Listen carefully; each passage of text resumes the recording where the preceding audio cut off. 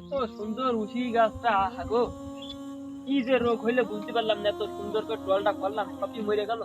আল্লাহ তাআলা খুব সুন্দর উঠি দিল, মোটামুটি বেচছিলাম, কোন রকম সংসারটা টুকটাক করে চালাতে পারছিলাম। কিন্তু ছোট ভাইটা কথা বার্তা শোনে না, শুনলি তো কোন রকমের ভাইজান, হ্যাঁ আমার 1000 টাকা দাও দে, 1000 টাকা লাগবে।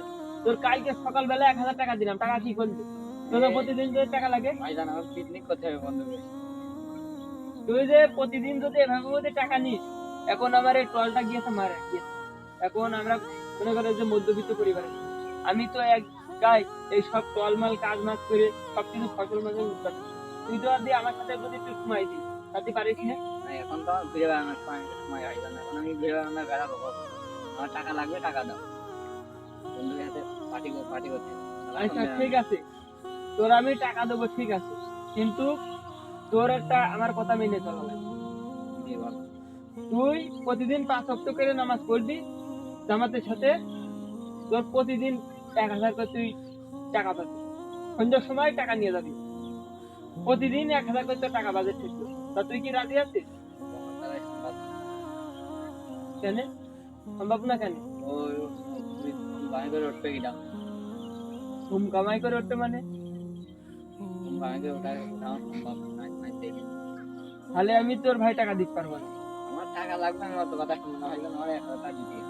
দিদি আমি পারবো না, কারণ তুই যদি 5 ওয়াক্ত করে নামাজ যদি পড়তে পারিস, তোর প্রতিদিন নিয়মিত 1000 করে টাকা দেবো সকাল ভোরবেলা। আমি অত কথা শুনতে যাই না ভাইজান, আমার টাকা লাগবে। এই যে রাত্রি বিক্রি করতে হবে, টাকা টাকা দেওয়া তাই সকালে যা আছে টাকা ছাগলটা বেশি খাওয়াবো, কোনো কথা হবে না। আয়ো কাইয়ে বাড়িতে ছাগল বেচাই দেবো, বেচে চলে যাবো, দেখা জমি না জমি বাড়ি ফেমি চলে যাবো, কোনো কথা হবে না। আল্লাহ আমার কি হইলো,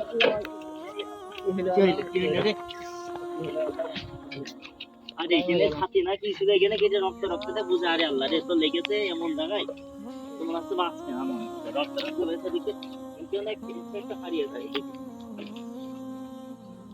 দেখ আল্লাহ বিবাদে কাটি। এই ভিডিওটিতে বোঝানো হয়েছে যে এই ছেলেটি মারা গিয়েছে। আসলে বাস্তব জীবনেও এটা ঘটছে।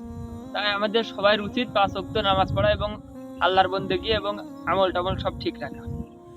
তাই এখনো সময় আছে, তাই আপনারা সবাই আল্লাহর পথে ফিরে আসুন এবং তওবা করে আল্লাহর ডাকে সাড়া দিন এবং 5 ওয়াক্ত নামাজ পড়ার চেষ্টা করুন।